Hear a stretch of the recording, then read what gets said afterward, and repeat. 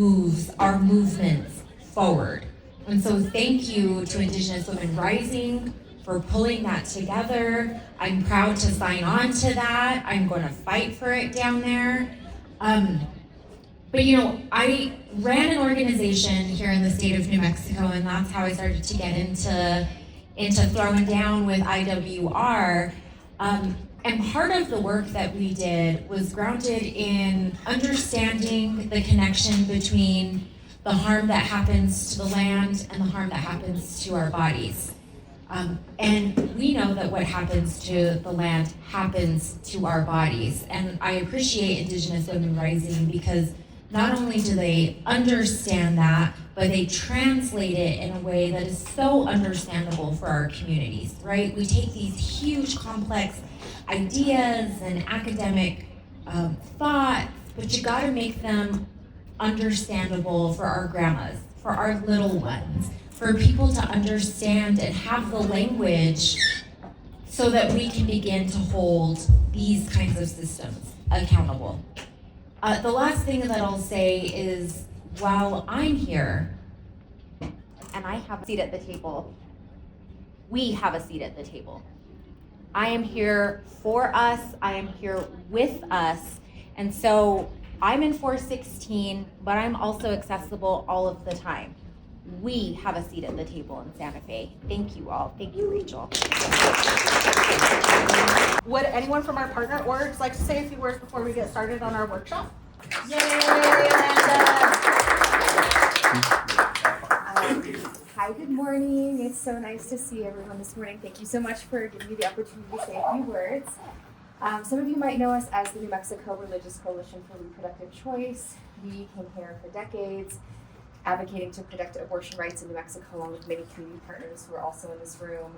And we, at that time, we were utilizing faith leaders, Christian leaders to use the language of Christianity to protect abortion. Abortion is a miracle. Abortion is a right of our lives and our bodily autonomy and our free will.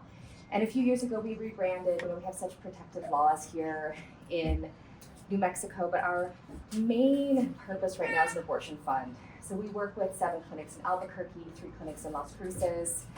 We assist with gas money, hotel stays, hot meals, childcare. If someone breaks down 30 minutes outside of Albuquerque, we'll fix their flat tire, we'll get them here. Whatever it takes for folks in New Mexico and all across the South, to be honest. A lot of folks from Texas, but as far away as Florida.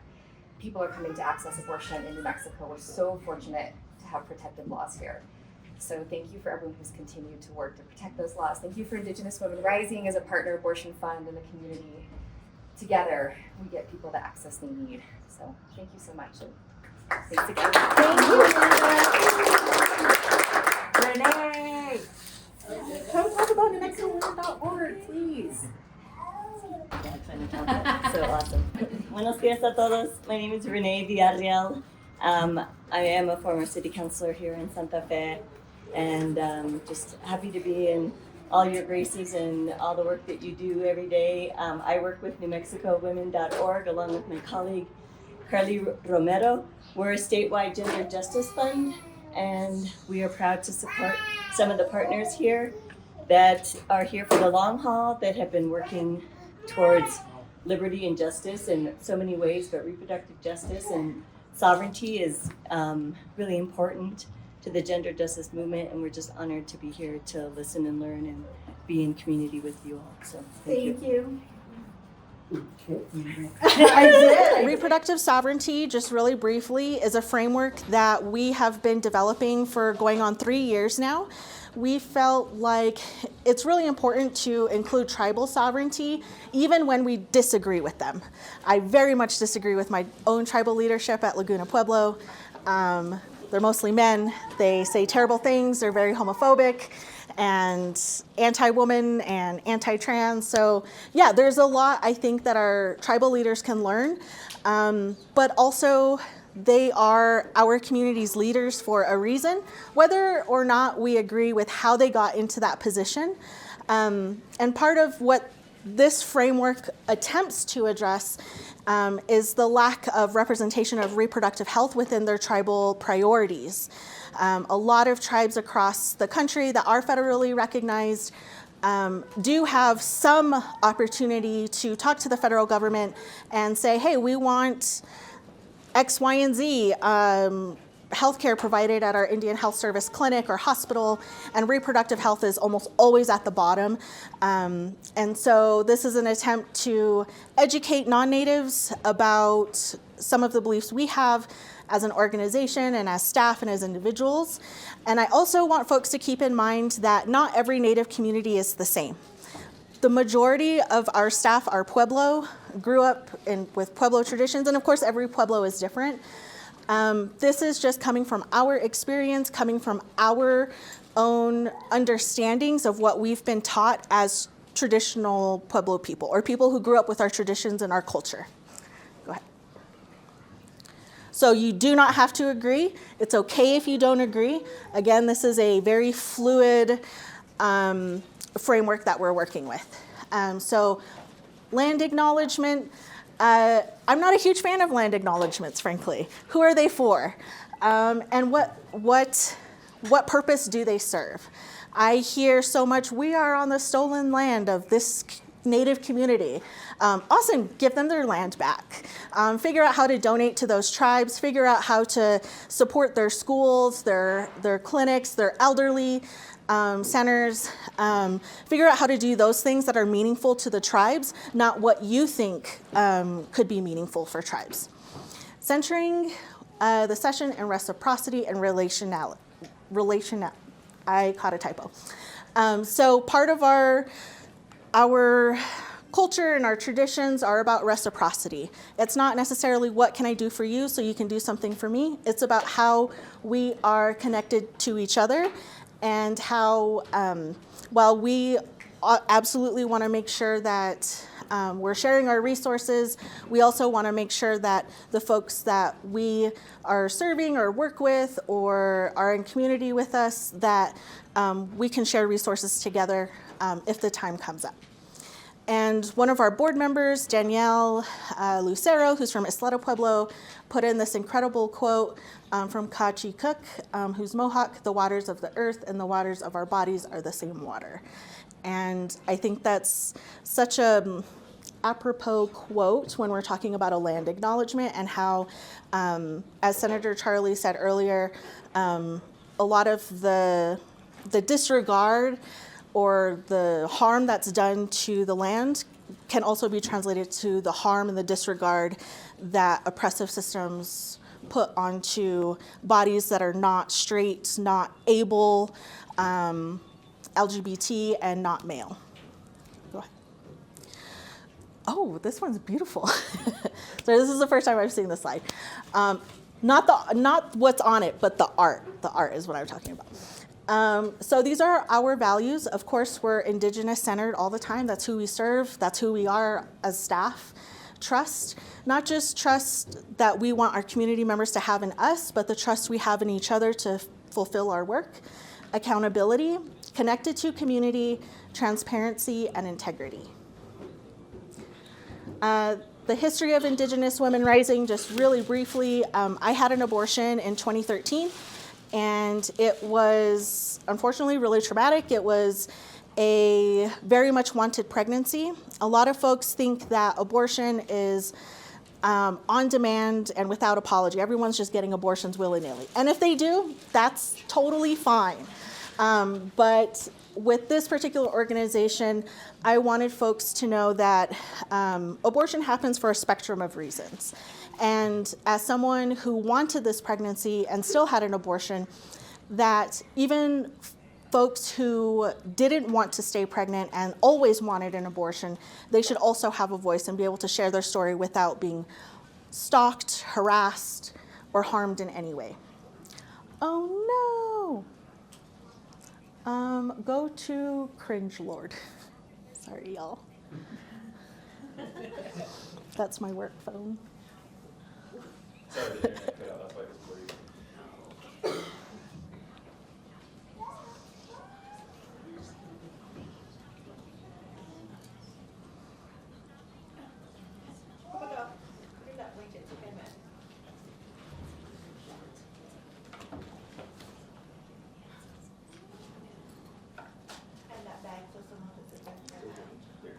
Okay, you can go to the next slide. So one of the things that I'm really proud of is our problem statement. We wanted to stay away from like mission. But yeah, we're a Native-led sexual health organization that empowers Native communities to overcome the impacts of colonialism by shaping a culture rooted in the framework that is reproductive sovereignty. Again, talking about that reciprocity and community-led solutions. We have our policy associate here, Josh, raise your hand. He's brilliant. He does a lot of developing our community surveys so we can get feedback from people when we go to feast days, when we go to powwows. So we can get feedback from people and ask them, what are the things that are most important to you? And then we build our work based on those surveys. So we have 3 funds. We have our RAIN fund, which is our abortion fund, our emergence fund. Oh, our RAIN fund is managed by Aaron Garcia from Acoma Pueblo. Aaron serves the entire country. This abortion fund has always been, unfortunately, very small. But we are still the only Native-led, Native-centered abortion fund in the country, and that should change. But for now, that's what we got, and I'm so proud of Erin for what she does and the kind of care that she's put into the RAIN Fund since she joined us last year. Our Emergence Fund, the director for that is right here, Justin. So the Emergence Fund serves Native folks who do want to continue their pregnancy. It helps pay for doulas, midwives, traditional care, postpartum, any of the things that folks might need, like a birthing tub or things they even might need in the hospital, breast pumps, any kind of support that folks might need postpartum. And then our Moon Pie Fund, which is led by Ronnie Lorenzo, and Leanne Lorenzo. So the Moon Pie Fund is actually open to everybody, whether you're Native or not. And this fund helps folks by just sending out menstrual hygiene. So every kind of menstrual hygiene product you can think of, cups, discs, organic pads, period panties, organic tampons with or without the applicator, anything you can imagine within menstrual health, we do that. We know that if anyone were needing high quality menstrual hygiene products that are environmentally friendly, they're incredibly expensive. And it's very unlikely that they're gonna be available at a store on a reservation or in a rural community. So folks can apply to the Moon Pie Fund and we'll send it out for free. And contraception. We have beautifully designed condoms, designed by Marcus. So if you've seen the corn, that was Marcus. Oh, we have snag bags right here. Yes, Justin, open it up. Representative Borrego. Oh, yes. Representative Borrego, would you like to say a few words before I continue? Because I know your time is precious. I want to support all of you for, being responsible, hopefully future parents or non-parents, whatever your decision is. It's, it's acceptable, and I think that, we as legislators also know about what any way that we can, funding or otherwise. Great to see so many faces here this morning. And just wanted to stop by and let you know that I support you. Thank you. Thank you, Representative. And our youth volunteers are making a nice little bag for you. Yes. So we have these cool condoms that have the corn on them. If you peel it open, it's actually right side up. So you just pinch the tip and roll it down, so you don't have to fumble with what side it's supposed to go on the right way. So love these.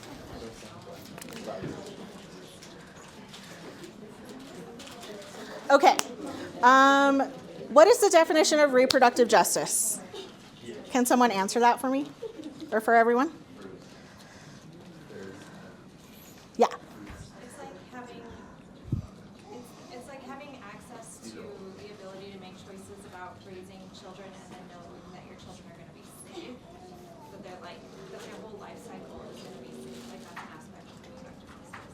Absolutely. Sister Song actually coined this term in 1994. So, right, the children that you do have, that you parent them in safe and sustainable communities. You also have the autonomy to decide what happens to your body, whether to have children or not have children. A lot of the work in the reproductive justice movement is actually led by Black queer folks, especially folks in the Deep South. And we've learned so much from them over the years. And it's actually because of our partnerships with these organizations that we started looking inwards about how we can incorporate our traditions and not replace reproductive justice by any means, but rather complement it. So it still applies in what we're talking about. RJ is about access, not choice. RJ as a framework is about analyzing existing power systems rather than power systems that might be present in Native communities. Reproductive justice as a framework addresses intersecting oppressions, which means intersecting, you can be queer and poor and white, or you can be low income, a single parent, and Native. So all of these different identities that you hold make a difference in the access to healthcare that you have. As Audre Lorde said, there is no such thing as a single issue struggle because we do not live single issue lives. There are so many things that we care about, not just abortion or not just taxes, right? Like we have to care about a whole gamut of things in order to raise our families. So why not reproductive justice? I'm going to turn it over to Ronnie to share about how reproductive justice might not apply to her. Yeah. Hello everyone, my name is Ronnie Lorenzo. I'm from Laguna Pueblo and also Seneca and Mohawk tribe. So I just want to share like a little, where do I put it on my?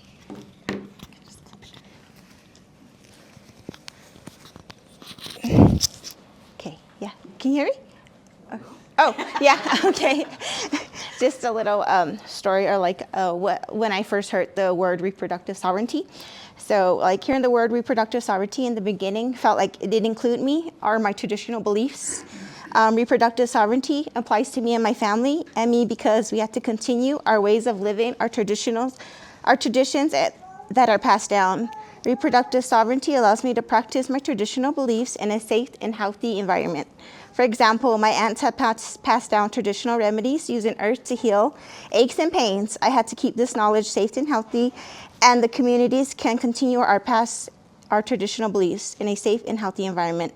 This knowledge belongs to the land, so we can be in good relations with it. We talk to it, we pray to it, and we pray to it, and we talk to the land. We pray to it, and we ask for its blessings. This is just like one example I have of like reproductive sovereignty, that what applies to me.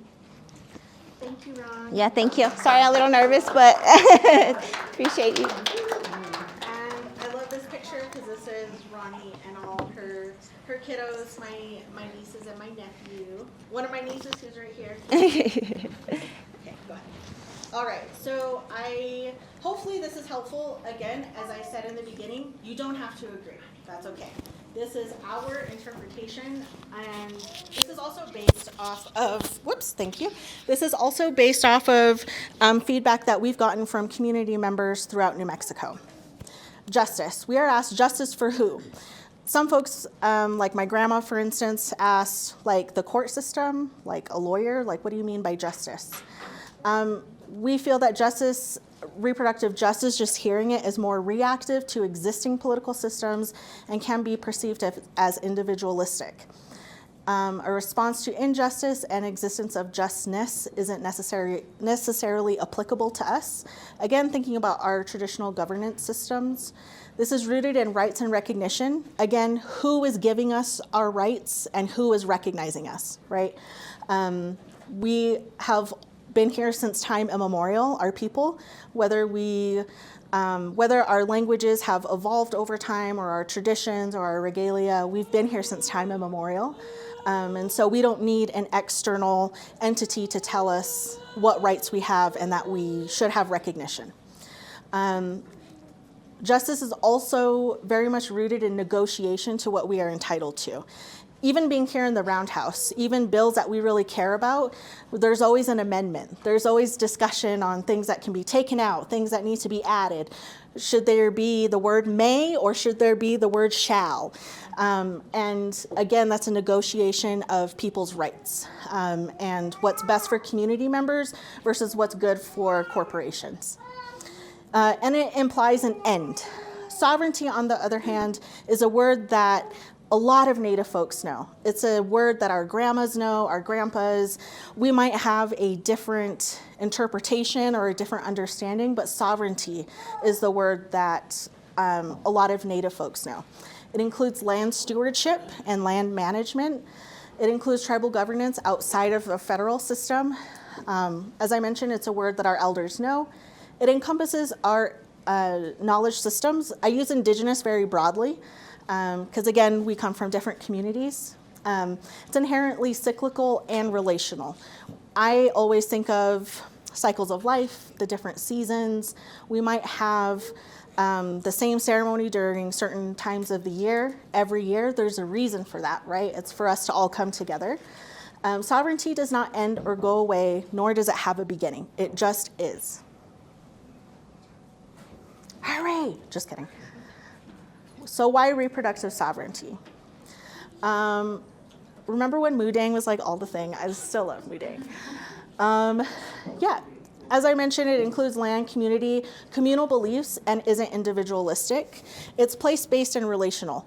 When I say place-based, that means that what we might need in southern New Mexico is not going to be what folks need in northern New Mexico. What folks need in the Southwest is not going to be what folks need in the Deep South. It's about creating solutions from community members and being in community with them, like not necessarily being related to them, but knowing that based on where you are geographically, your solutions and your problems might look very different. It inherently encompasses everyone's basic needs rather than retrofitting our needs. I think about, oh, which baby is that one? Oh, it's Ella. I think about like homeless or like services for homeless folks. That's every shelter, every service that attempts to address homelessness.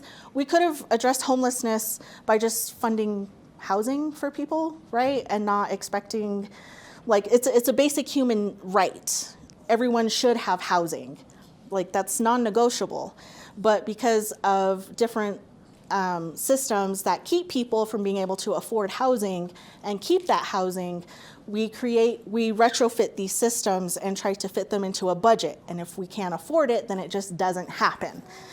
So that's one example that I think of when I think about retrofitting needs. We're trying to address a problem that unfortunately was created because of the system we participate in. Governance outside of state and federal systems includes land, healthcare, and environmental stewardship. This is really huge for me. I was a political appointee at the New Mexico State Land Office, just down the road. And I was the Assistant Commissioner of Cultural Affairs. That meant my job was to communicate with tribes, the laws, unfortunately, that we had to go by, but also figuring out creative solutions for how tribes can get access to state trust land to harvest traditional medicines, for hunting, if we can advocate for them with different state agencies and send letters. And I'm really, really proud of the work that I did at the land office. We actually did land back. It was kind of a crappy system, but we were able to get land back to 3 tribes in New Mexico: Fort Sill Apache, Santa Ana Pueblo, and almost Laguna Pueblo. So that meant that they're able to steward the land that is traditional for them in the way that makes sense to them and is under their tribal government. Make space for community members with different beliefs and bridges generations. I am not talking about anti-abortion, driving that weird bus around with the photoshopped fetal blah, blah, blah. I'm not talking about engaging with those people. They're hopeless. No. I'm talking about folks who might be on the edge. They might be thinking like, I would never have an abortion, but I don't really like it, but I see my relative who is having a hard time parenting the children she already has, and she might be facing these different life circumstances, and if that's the decision she made, I would still love her. There's a saying in reproductive health, rights, and justice world, coined by the National Network of Abortion Funds. Everyone loves someone who's had an abortion. Everyone. We all love someone who's had an abortion, whether you know they've had an abortion or not. And so that mantra is really important to me when I talk to family members who are very Catholic, very traditional, and believe that abortion is against our traditional beliefs, which I very much disagree with. But it helps us have a conversation about birth and community support and breastfeeding, and then talking about, well, what if we can't have the family that we want? Again, okay, cool, we're good on time. Does anyone have questions before I go on? Comments? I hate this. No, okay. We believe this framework honors the history of family creation before tribal enrollment. How many folks in here know what blood quantum is? Are there folks who don't know what it is? Okay, blood quantum is a really terrible system that was forced on Native folks by the federal government to essentially say you are 1/4 or 1/2 Native. So it's kind of like horses. We're actually the only group in this country that have to go by this system to prove that we're Native and in order to belong to a federally recognized tribe.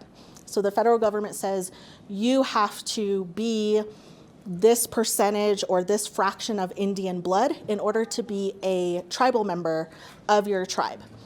And that's not how traditionally we've incorporated folks.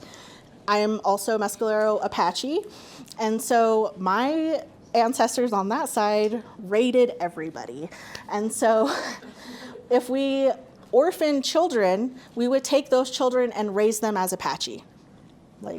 Then they were Apache. And then any children they had, they were Apache. And so that's just one example of so many of how family creation and community creation does not align with blood quantum. The whole point of blood quantum, and it is in Senate records, that the point of blood quantum is to erase Native people in order to take land. The less Native people there are, the easier it is to take land because there won't be any Natives left to fight back. It envisions a future of creating communities that meet our needs and our families, centers local Indigenous groups' unique perspectives on gender and gender roles. Again, we might not agree, but as Native folks, those are our conversations to have with our tribal leaders and our community members.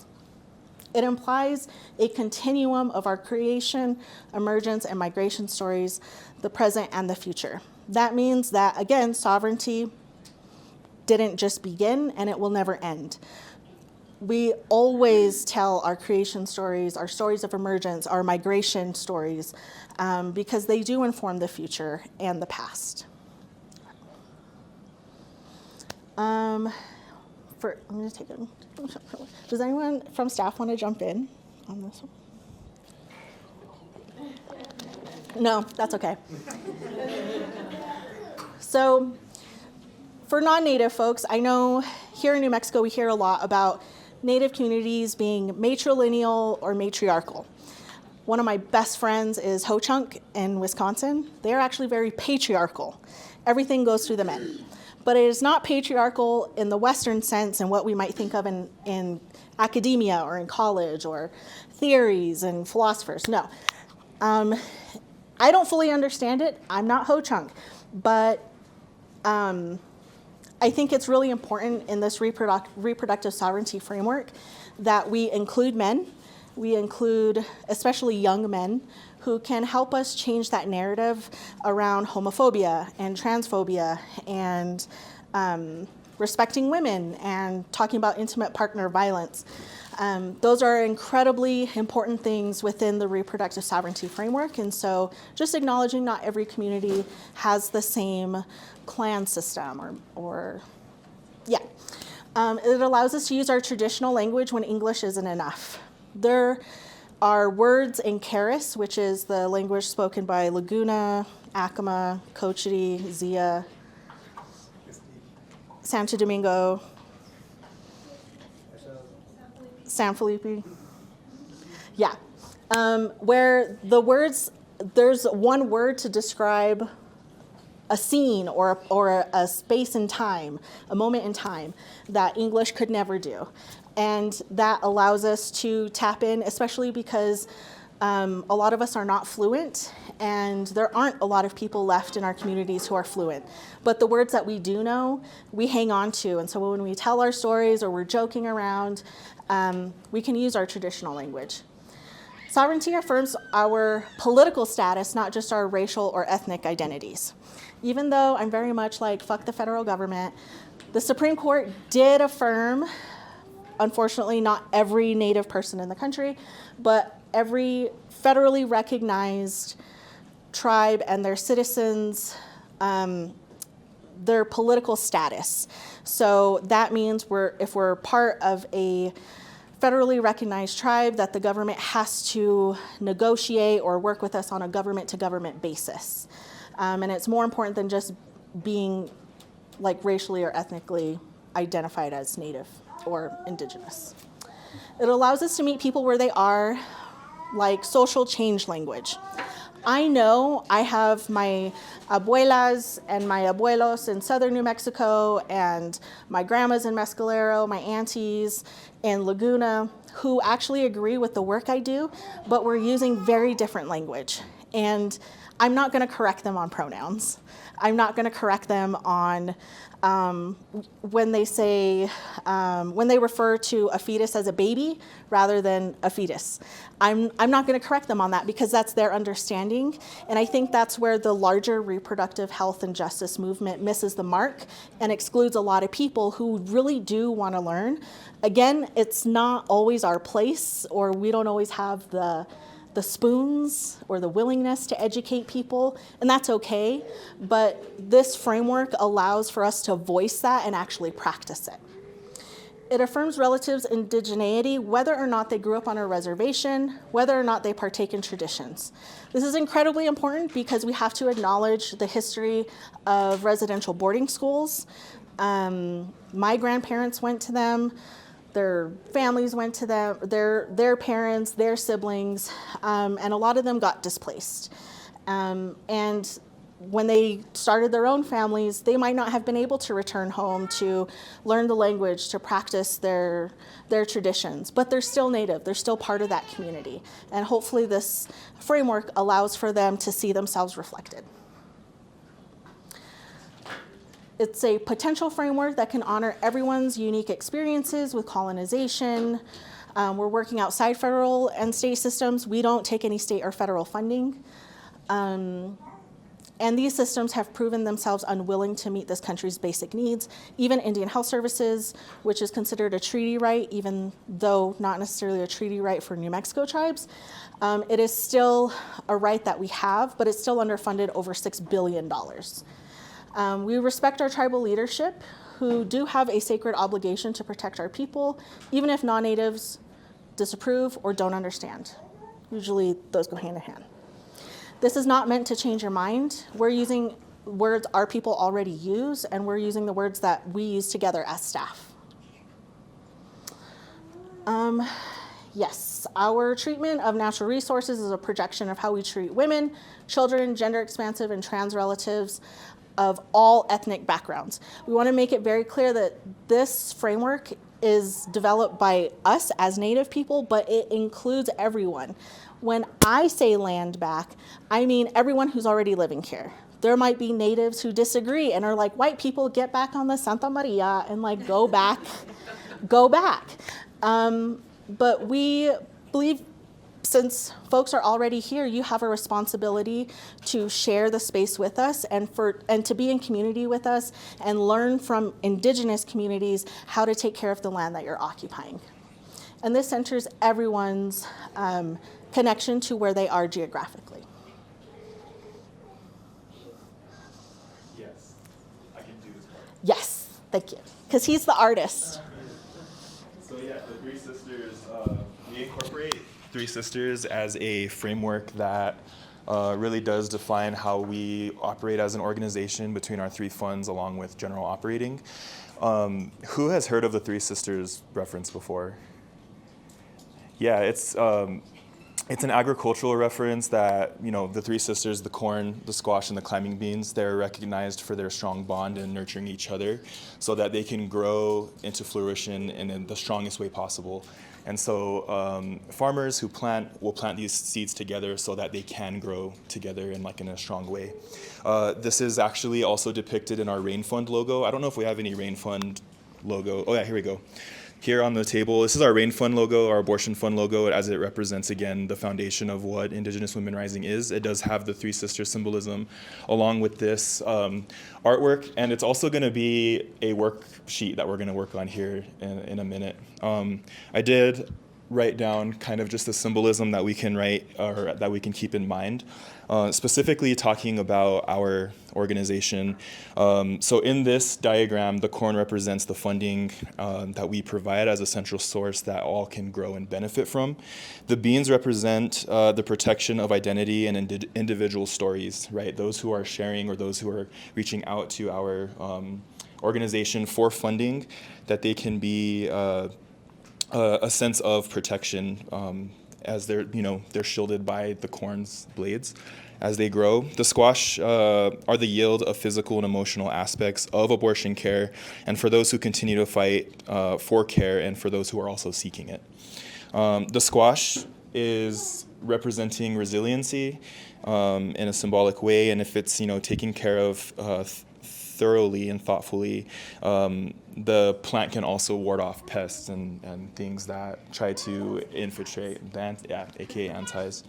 And so within this as well, we included rain clouds to also represent just growth and nourishment. These are our Pueblo rain clouds. There's different meanings across our different Pueblos. But that also, in a modern sense, represents kind of what rain, how people, so it's like the Western world represents rain as like mourning, maybe like lamentation. Maybe that is an emotion that people experience when seeking funding, right? Whether it is abortion care or if it is birthing care as well. And so all of this is all grounded with roots. We included just the land base that we all organize from, the Sandias in the background, all tying it together and also incorporating the strength of the sun. And so do we want to transition into our worksheet? Yeah. Our worksheets? Yeah. So we have worksheets here that we can pass out. Again, feel free to use any of these chairs if you need a table. We're able to accommodate that. We also have markers and pens. But on these worksheets, we provided just a blank background so that we can write, what's relevant to you. And if you don't want to write on it today, we encourage you to take them back to your community spaces, to your organizations. And maybe that's a way that you can adapt that framework into your space as well. So again, this isn't just supposed to fit, IWR's expectation or method, but it's a way that we can apply this framework of reproductive sovereignty or the Three Sisters symbolism to your space and how it fits your needs as that aligns with reproductive sovereignty. So once we get those passed out, we will begin the next steps. Cool.